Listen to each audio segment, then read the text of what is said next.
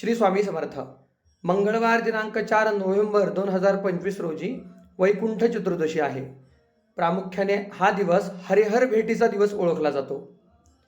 या दिवशी हरिहर भेट झालेली आहे म्हणून या दिवसाला हरिहर चतुर्दशी असेही म्हटले जाते. प्रामुख्याने या दिवशी हरिहर एकत्रित पूजनाला अत्यंत महत्त्व सांगितलेलं आहे. जर भक्तीने आपण या दिवशी हरिहरांचं पूजन केलं तर नक्कीच आपल्यावर त्यांची सदैव कृपादृष्टी होते. त्यामुळे चतुर्दशीच्या दिवशी सकाळी स्नान करून भगवान शंकरांचं शिवलिंग आणि आपल्याकडे श्रीकृष्णाची मूर्ती असेल, भगवान विष्णूंची मूर्ती असेल तर ती एकत्रित घेऊन आपण भक्तीने ओम नमः शिवाय आणि ओम नमो भगवते वासुदेवाय नमः 108 वेळेला असे मंत्र म्हणत त्याच्यावर अभिषेक करायचा आहे.